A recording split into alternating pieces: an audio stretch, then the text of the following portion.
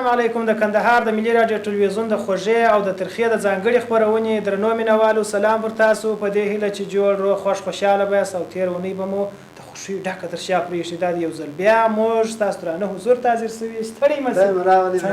څنګه یاست؟ په خیر شوله؟ شکر بیا څه خولې در باندې راماته دي. پروړ خو به دې نه بادوه. پروړ دي که غنم دي؟ ولا په دا ګرمي کې چې برق نه وي تیار سړی چې پر رشه باندې پروت یم. که عادم سړی په خونه کې په چوپرکټ پروت وي دغسې تصویر ورکړي لکه په رشه کې چې پروت وي. بلکل دوستانو، که د کندهار ګرمي د نورو ولایتو سره پرتله کړو دا یو قسم ترخه ګرمي لري که نه. اوس جلال آباد ته که ولاړ سي هلته داسې یو ګرمي ده مثلا د غدو څخه د خولې راوځي انسان داسې نورمال حالت وي. تاسو تللي یاست دا پوسې ډېر خوندور نورمال دي. نو دلته خو وروره دا ګرمي هم ترخه ده، بل هوا هم خشکه ده. له بده مرغه هغه کجکۍ خو نوم قربان یې سمه زه سپاره وایسته کوڅه وي که څنګه بس خو هغه 2 ساعته خو برېښنا شته. هغه بیا هغه سیمو ته رایله کوي چې مثلا د خوب ګروپان لګي یا د تشناب مخ ته چې مصارف چې نه کوي ونه یعنې دا غټ ګروپان چې یا ترو برق برېښنا تړلي یا مثلا دولت ته دغه نه ورکوي نه هغو دغه ورته رالېږلی چې مثلا یو کال نورم تېر سوی دی دغه بیل تعبیر کړه. هغه خو نو ته نه یې خبر زه څوک یم. نو دغه حالت دا راته ووایه چې د خیر سره چیرې ولاړلې. د استقلال په ورځ باندې لومړی خو د دې ورځې مبارکي درته وایم. تشکر. خیر اوس تېره سوې ده خو څه مو وکړل؟ ولا د استقلال په ورځ دغه نږدې سیمه د عینې مې یو نیم پارکو میرزایو ته ولاړو د ملګرو سره ورځ مو په ښه مراسم ولمانځله. داسې تصویر ورکوي چې ډېری خلک یا ډېری ځوانان اوس هم د دغسې ورځو په اهمیت نه پوهېږي که نه. ځکه هلته په دغه میلهځایونو کې ترسره کېدله چې هغه ګډونوال یا هغه دلې چې د میلهځایو ته راغلي دا مراجعین ډېر کم معلومېدله. نو خپله دا تصور کېدی چې د دغه ورځې په اهمیت دا خلک نه پوهېږي. بلکل صحیح صاحب لکه تاسو چې وویله له بده مرغه به وایي چې ځوان نسل د دې څخه توقع هم دا کېږي چې موږ د دغسې عظیمې ورځو په اهمیت باید وپوهېږو. مثلا داسې ځوانان شته چې 14 اګست ورته معلوم دی یعنې 14مه د اګست د پاکستان د که نه قائد اعظم په دغه خبر دی، په تاریخو په ټولو اړخو یې خبر دی. مثلا د یو بل هیواد په دغسې دغه استقلال په ورځ خبر دی، د خپل دغه څخه د دغسې یو عظیمه ورځو څخه نه وي خبره. دا ډېره د افسوس خبره ده. خیر په هر صورت زموږ تاسو پیغام به دا وي چې وروره که دغسې ورځې که نورې ورځې وي د خوشحالۍ ورځې وي موږ ځوانان باید سره یو شو که نه هم په ښه مراسمو دا ورځې ولمانځي. په ضمن کې باید موږ د تېرو څخه یو څه زده کړو که نه. خیر په هر صورت دا راته ووایه چې څه لرو؟ نو ډرامه لرو او د 2 برخې لرو که نه. په دغه خپرونه کې 2 برخې لرو چې یوه ډرامه ده او یوه هم بله برخه ده. یا به خبرونه یا به سندره وي یا به چنګاکو دغسې وي که نه. نو راسئ لومړی به ډرامه دوستانو ستاسو سره ووینو.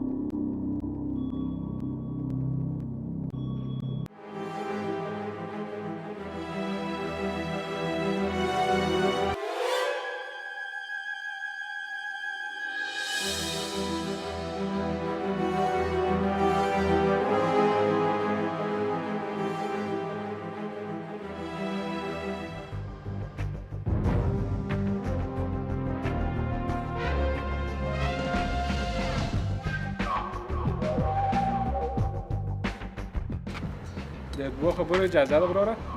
وروره ولې نه؟ ته غواړې چې ښه آینده ولرې، ښه ژوند ولرې،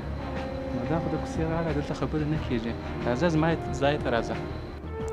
ستا په خبره زه پوه نه شولم. مطلب دې څه دی؟ مطلب مې دا دی که غواړې چې د بېعزتۍ څخه خلاص یې راځه راپسې شه.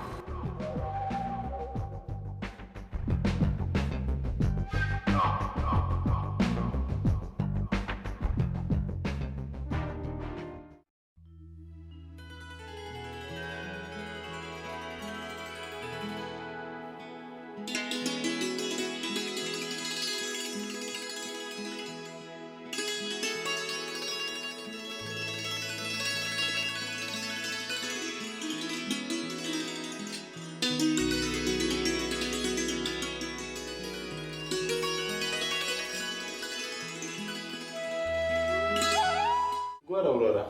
دا د یو کمزوري سړي کار دی چې دی د نارینه انتقام د ښځې څخه اخلي دا ډېر غلط کار دی دغه ښځه چې ده اوس ستا کور ته راغلې ده ستا د کور یو غړی دی خو سر د پلار درجه لري باید ته د دغه ښځې پر سر باندې لاس ور تېر کړې صحیح دی چې پلار یې پر تا باندې د پیسو په مقابل کې خرڅه کړله د حیوان چلند یې ورسره وکړي ته خو نه بیا مو ورسره کوه خدای نخواسته سبا ستا اولاد یو بل کور ته ودیږي هلته د دغه ستا اولاد سره دغه چلند وسي ستا به څونه زړه درد کوي ولې دغه هلک ورته خطا باسې پرېږده چې دی سم ژوند را پیل کړي خپل ژوند وکړي چې ته هم خوشحاله سه او دی هم خوشحاله سي سمه لار نسي ورښولی غلطه لار خو مه ورښیه ښه آفرین دې ستا پر ورګلوی سي ته لا همدا خبرې کوې دا خو دې نه وویل چې زما پر زخمو باندې مرهم کښېږدی ته مالګې پر دوړی هلک راته خطا باسې او په اوږو کې وګرځوه تا دې نه ورته وویل چې مینځه ځین جوړه کوې ورته ور واچوه را په ګلانې کې وګرځوه دغه ستا خبرې دي د ښځې غلامه د ښځې مزدوره لا دې ماته څه ګوره وروره ته زما مشر ورور یې زه ستا ډېر عزت کوم دا د ښځې غلامي نه ده نه د ښځې مزدوري ده لکه څنګه چې ته حق لرې دغونه دا ښځه حق لري نو ولې داسې کوې وروره دې ښځې کوم داسې غلط کار کړی دی چې ما او تا ورته ورپورې وو د هغې څخه مینځه جوړه کړو مزدوره جوړه کړو ظلم پر وکړو که ظلم کړی دی پلار بیا کړی یې دې خو نه دی کړی د دې خوارکۍ څه ګناه ده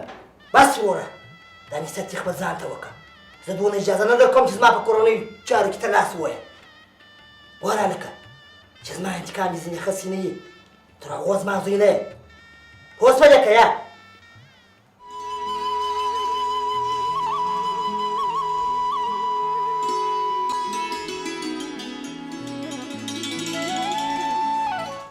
د دې چاره څه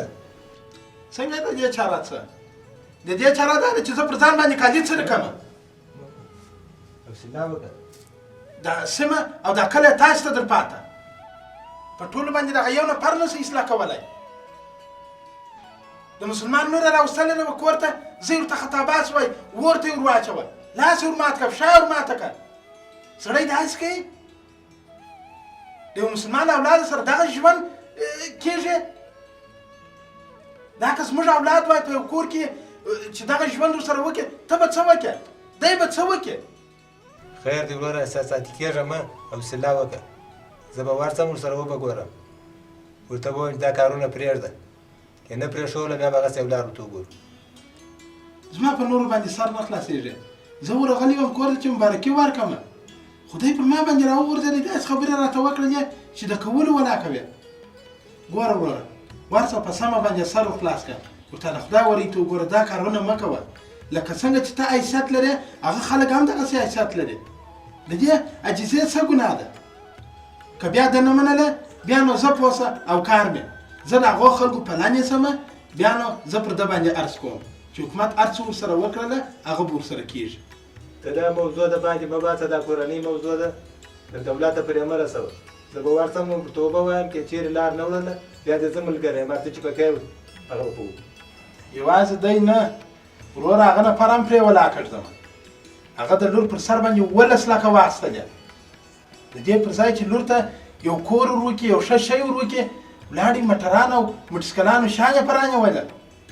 یو ځای یې ګوډ سو پښه یې پرېښوله هغه بل یې ټکسي ټکار کړله هغه مو لا کره ورسه ولاړ شي ردې ته ورته اوس استراحت وکړه زه ورځم سبا سهار به ورسره ګورم سمه ده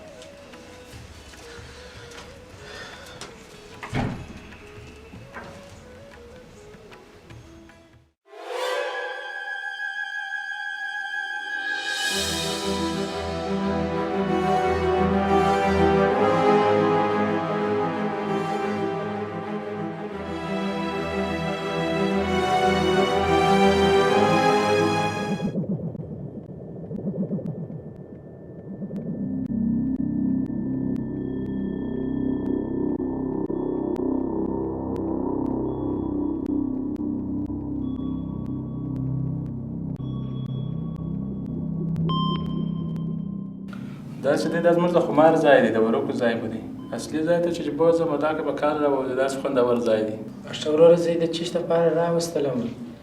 خپل خبر چې وکړه چې زه به باره ماښام دپاره یو ګوله پیدا کړم، یو 15 افغانۍ پیدا کړم. ښه، ستا د ډوډۍ او ستا د ځای بندوبست نیول شوی دی، نور ته دې ته اړتیا نه لري چې ته په فقر پیسې پیدا کړې. د دې شکر هر څه شته. زه ستا په مطلب پوه نه شولم.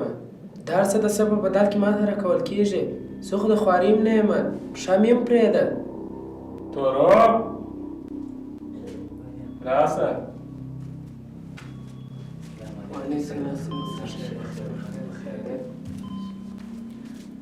دغه سړی مو ستا د خدمت دپاره درولي دي چې هر خدمت یې دی بیا ستا له درکوي، او ولې موږ پر تا احسان اچوو؟ زه ستاسې په مطلب پوه نه شولم. تاسې ته د هر څه په بدل کې زما څخه څه غواړئ؟ ته شک مه کوه، دا هر څه چې موږ ستا دپاره کوو په دې کې زموږ هم پیدې دي، او دا کار چې تا در مخه کوئ کار هغه کار دی، ما هسې لږ نه کې تغیر پشکې راغلی. زه پوه نه شولم څنګه تغیر؟ ما په ښار کې په تا پسې نظر وړی دی، چې والله که څوک عزت کوي په ګرده ورځ باندې یو لسی نسي پیدا کولی ستړی یم بیا هغسې دغه کار کوي، نو خو راسې زموږ سره یې کوه دا کار، هم به پیسې پیدا کړي، هم به چې خلک عزت کوي. دا څنګه کار دی چې هم د فقر په رقم دی او هم عزت پکښې کې دی؟ کار دغه کار دی.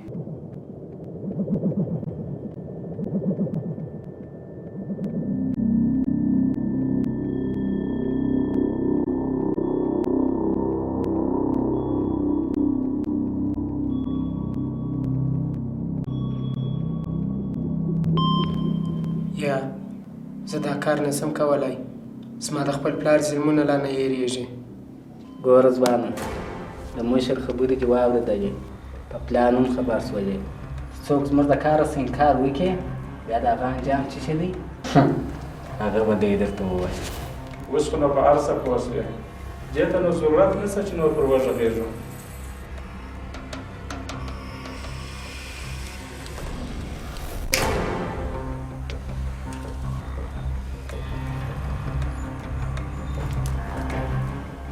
یا زه سګرټ نه څکوم. دا یې پیل دی، کش یې کړه چې هر غم چې در ورکړي. لاسونه دې ودرېږي. خیر دا به شروع کې راغسي اول سره. توره دی به بوځي، ښه به پاک ولمبوي، کالي به یې ورالېږ کړي، سر دې خلاص و.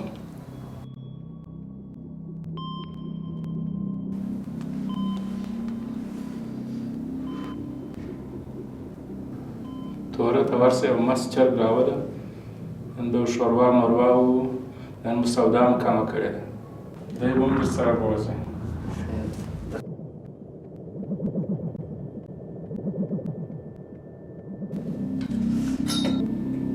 د داسې انسانانو څخه کار اخیسته کېږي، داسې انسانان به زه به ده ته حواله کړم.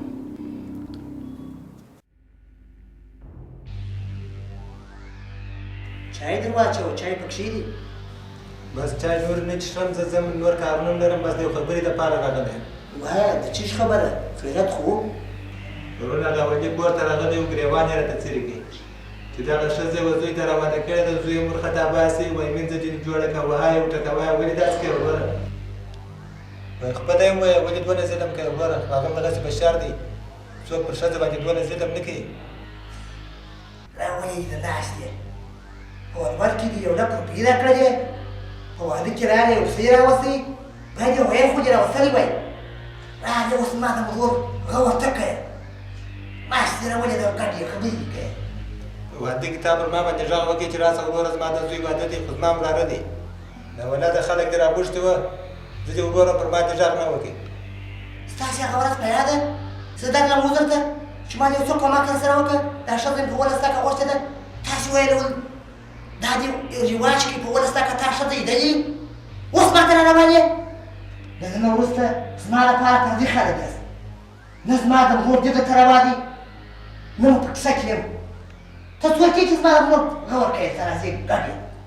په کوڅه کې هم خلک خبرې در پسې کوي، په مسجد کې هم خلک خبرې در پسې کوي چې دا ښځې سره دونه ظلم کوي، په دې کې زموږ هم رنګ سر بدېږي. وختي به یې دا خبره کړې وه چې ما ورونه نه یاست. ورارېږه دا لارښوونې ما ته مه کوه، دا دې لارښوونې دې بل چا ته وکړه، که چېرته ستا پرې راواړوله د هغه ورسره به چې ما خور کې وتړله. په ځای کې ولاکه وته بس ځم بلا مې ته ورور یم د بیا درته راځم 4 لاک مې ولیدلې چې خلکو په ډبرو ویشتلې په کلي کې و بیا به ځه هو راغله ځه دته وته ما ته ساتنه کوي بلې مې ستونه راته کوي دا خو نو ویل چې حکومت مونږ راځو اولې مونږ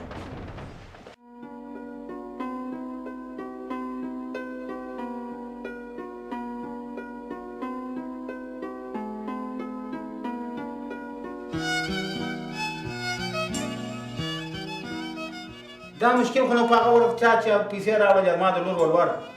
دا لیونۍ سوی د موټر سایکل رانیسم هغه لیونۍ سوی د ټکسي رانیسم د موټر سایکل نه چې هغه څوک چې ټکر یې کوي ښایي دا د پرېښوده هغه پیسې هم لاړې د محمود پور وړې کړم اوس هم زه پر خالي میدان ناست یم دا هم دواړه راته ناست دي نه خواري لري نه شی لري اجل صاحب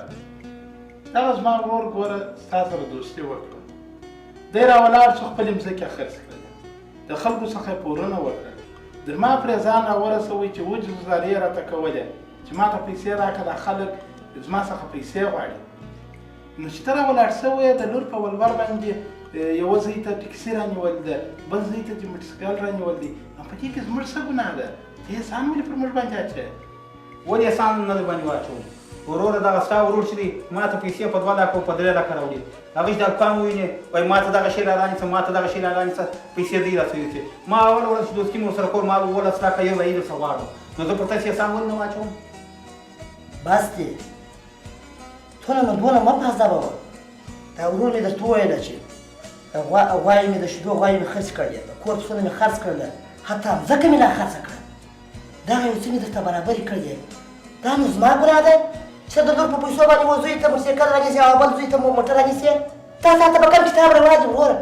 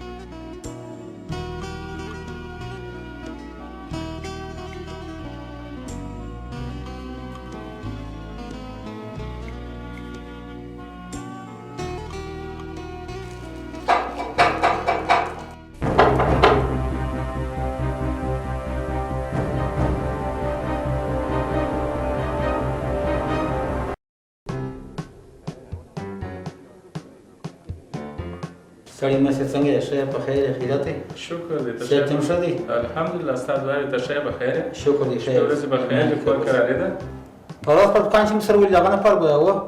خیرات خو دې نو ځای چا وشوي څنګه دې پیښه وکړه چې رښتیا سي په هغه ورځ مې ما درس درڅه اخیستی په هغه ورځ ما ته کار راپېښ شو زه ولاړم بیا بله ورځ ورغلم ما دوکاندار ته ما د ده ادرس راوښو او نو بیا هغه ستا ادرس په لاس راکړې درته راغلم ښه خدای دې هر کله راوله خیرات ما سره د لیدو لپاره څه کار دي تا په ورځ پر دوکان باندې د کوزدې خبره وکړل نو هغه حاجي صاحب درته ویل زما او ستا عمر خو د واده نه دی نو ما په هغه ورځ یو څه کول خو نو حاجي صاحب داخله پشکې وکړله نو زه فقط اوس دې ته راغلی یم که ته د رښتیا کوزده کوې نو ما ته کورونه ډېر رامعلوم دي زه فقط یو شیریني غواړم ولې نه وروره هغه خپله واده لري کور ځای لري زما په مشکل هغه څه خبر دی وروره لور مې واده شوله زامن مې شي واخیستله یوازې یم خود واده کوم ولې نه کوم بس اراده شرط ده اوس دغه راته ووایه څو پیسې لرې چې د کوزدې کار دې در وکړو بس 15 لکه کلدار یې لرم په 12 لکه مې لور خرڅه کړه یو څه نورې راته پرتې وې کلدارې دا به جوبخچي د مخه ایسته کولی چې پخوا په 10 لکه کلدارې ښځه غوښتل کېدل اوس بیا په 6 لکه افغانۍ غواړې دا خو ځان ته بل تاوان پېښ کړي اخ به خدای خیر کړي تا کلدار د افغانۍ خبره پرېږده ځای راوښته چې ښځه څنګه ښځه ده پېغله ده سپین سالې ده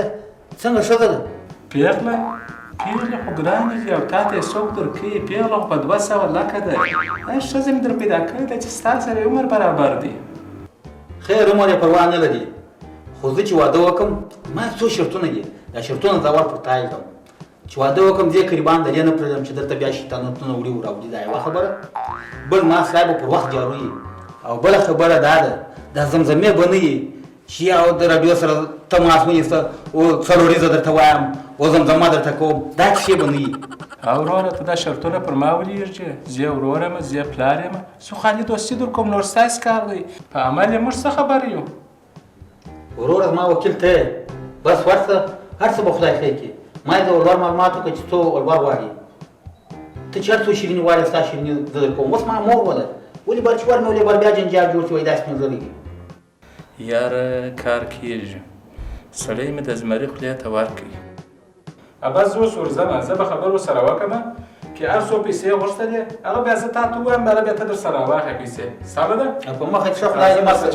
ژر دا کار وکړم د ډوډۍ ځای سړی ولا کړلو یا بس بېغمه اوسه زه خبر ورسره کوم اوسه په مخه ښه خدای دا د خدای په امان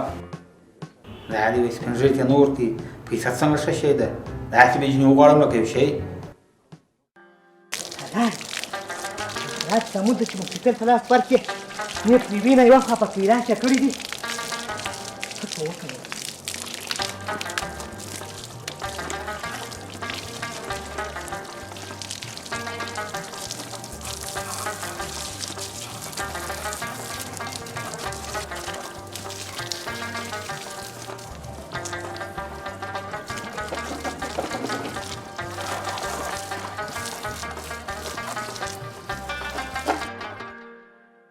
دا موسیقل یې څه کړي دي چې بوی دې پرې واخلې ته دا خر ته وګوره دا دې په کلي راوستلی دی دا خو دې خپل د کور موسیقل دی چې بوی دې بالا رانه پشکې وایي چاره کم سو هغه جانه دا به خدای خیر کړي پرون مې هغه ښځه په خښته وویشتله اوس یې سر دونه څري دي دا زه یوازې شفاخانې ته نه ځم بیا ولې هلته زما څه پوښتنې کوي ته به راسره ځې د چا چې پوښتنې څه کوي د دوی د بل په ښځه څه ورڅه بوځه بیا هغه جان هلته عسکر څه ماته یو بل چا ولول دلته عسکر ستا هغه پوښتنې کوي لکه د ښځې ورته وویل چې زه په خښته وویشتم بیا زه څه ورته ووایم د بیرنده کې زو چا درته وویل چې دی بوځه ډاکټر ته ورڅه یو څه ټوکر دود که یو څه حق پشکې واچوه چا درته وویل چې دی بوځه نه غواړي ډاکټر پر سر باندې یو ټوکر تړلی دی ګرده خونه په وینو رنګ ده وینه نه درېږي دا یو څه په ونه چې درځه چې بوځي شبخانې ته برابره باندې تاوان سوي ما درته وویل چې دې سر ور مات کړه داسې کاري ځای ووله لا دې ماته څه بله ورځ دې ویل تا لاسونه او پښې ور مات کړه د ښځې اوس زما نه دي پکه نن چې ښځه ما مرګ ته ورسوله ته ما درته ویل چې ویې وه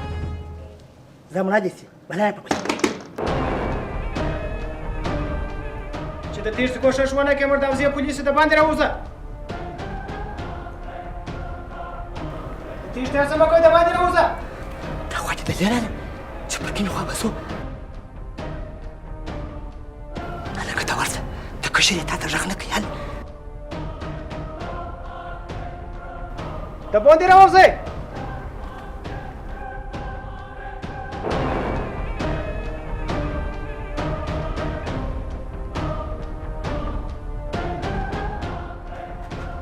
لاسونه پورته کړئ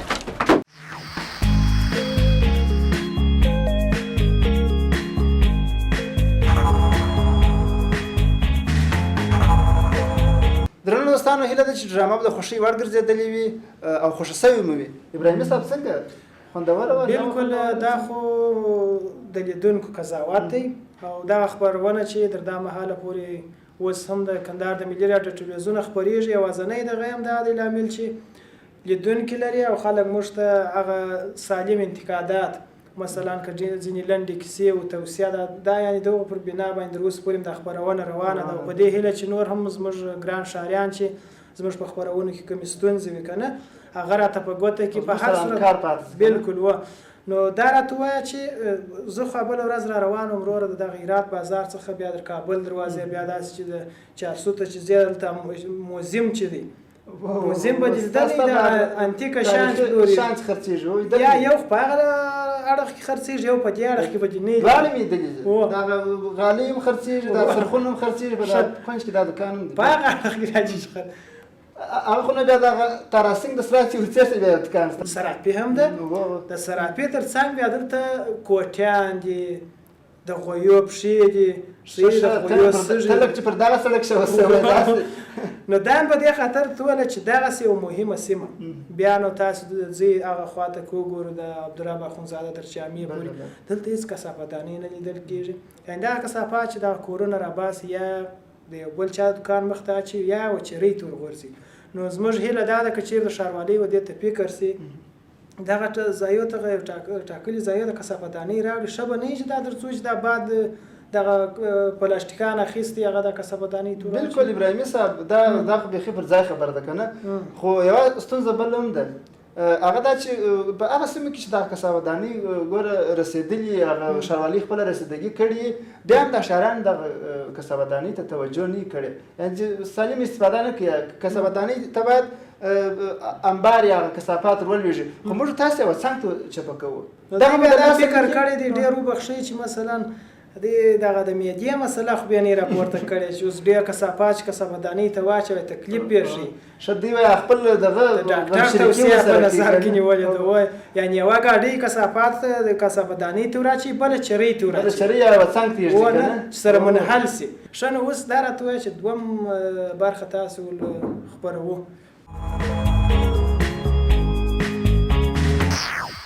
خبرو وخت دی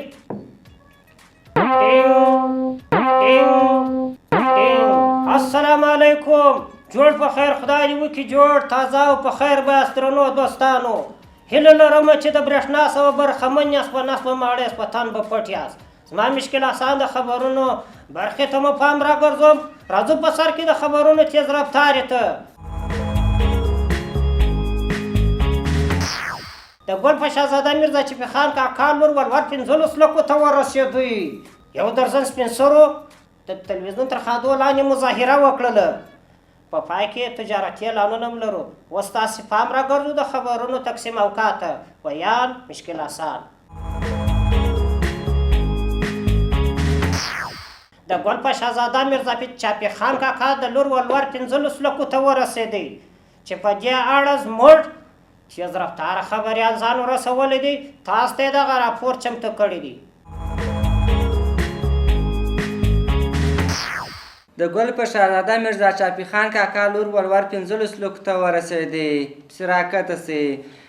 دا په داسې حال کې 15 لکو ته ورسېدی چې ګل په شهزاده میرزا چاپي خان کاکا ته درد ورغلی و چې د نوموړي همسایه خپل لور په 15 لکه ولور ورکړې وه پسې راکته سي نو ښاغلی د کلي نامتو خان دی نو سمدستي یې د کلي سپین ږیري او سپین سرې خبرې کړې چې شاوخوا سیمې کښې اوازې واچوي چې ښاغلی خپل لور ورکوي نو پسې راکته سي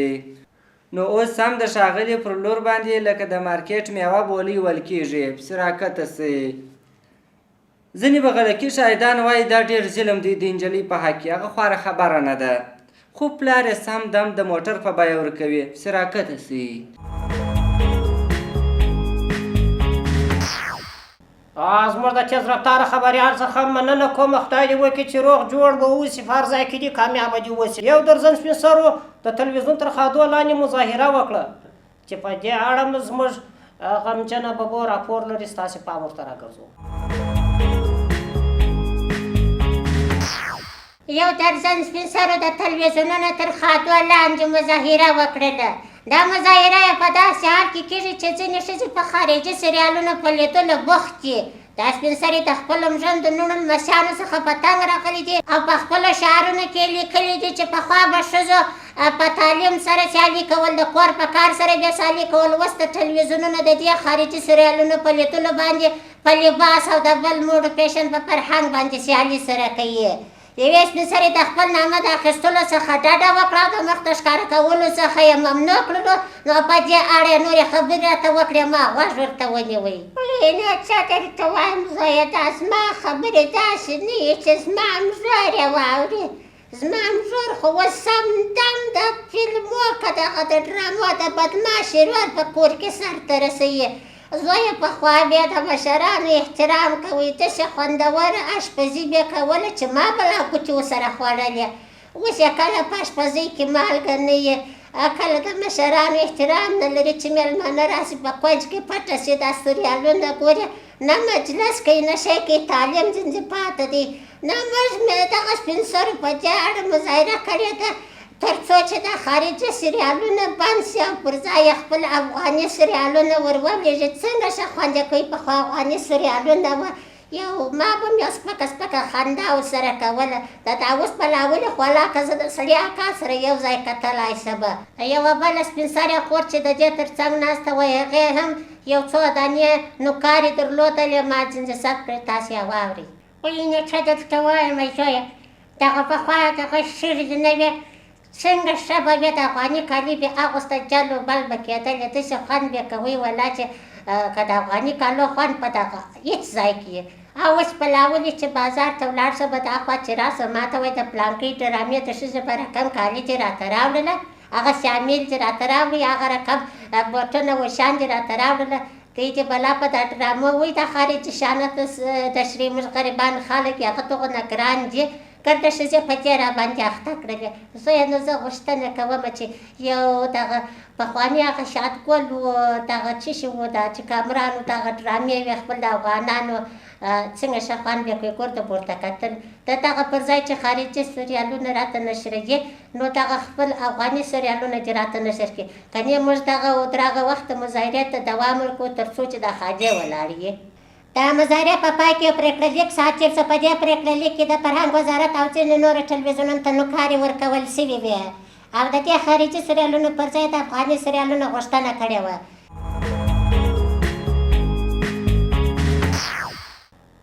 د غمجنې ببو څخه مننه کوم یو جهانه دوه جهانه نه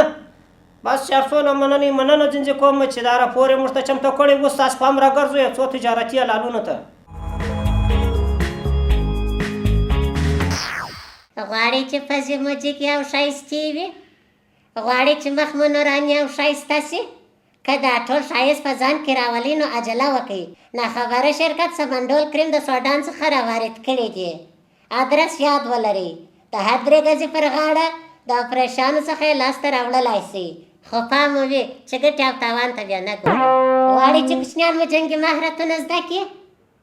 که غواړئ چې کوچنیان مو د کلي په جنګونو کې مهارت ترلاسه کړي که غواړئ چې د خپلو کوچنیانو آینده خرابه کړئ که رښتیا د کوچنیانو آینده خرابوئ نو عجله وکړئ پاکستان د افغاني کوچنیانو لپاره نوي او عصري پلاستیکي توپنچې توپکان او رنګارنګ جنګي وسلې راواردې کړي دي نو هر بې احساسه ورور کولی شي چې دغه جنګي سامان آلات د پاکستان څخه خپلو کوچنیانو ته راوارد کړي او د خپلو کوچنیانو آینده ور خرابه کړي غواړئ چې غاښونه مو خراب او چنجې وخوري غواړئ چې غاښونه مو ژر ژړ سي غواړئ چې غاښونه مو کانکریټي پوښونه ولري غواړئ چې په غاښونو ډبرې ماتې کوي نو که غواړئ چې خپل غاښونو کې مو دغه ښکلاوې راولئ نو عجله وکړئ سیفو شرکت نوی په تولید باندې پیل کړی دی پسې ګرځئ پیدا کېږي تر بلې ونې پورې نو زما مشکل اسان ته اجازه راکړئ تاسو پر خدای سپارم ښه وخت ولرئ د خدای په امان نو درنو دوستانو په دې هیله چې زموږ خپرونه ستاسو د خوښې وړ ګرځېدلې وي درګولې داسې خپرونې چې بیا ستاسو درانه حضور ته حاضرېږو موږ ته پر همدې ځای راکړئ اجازه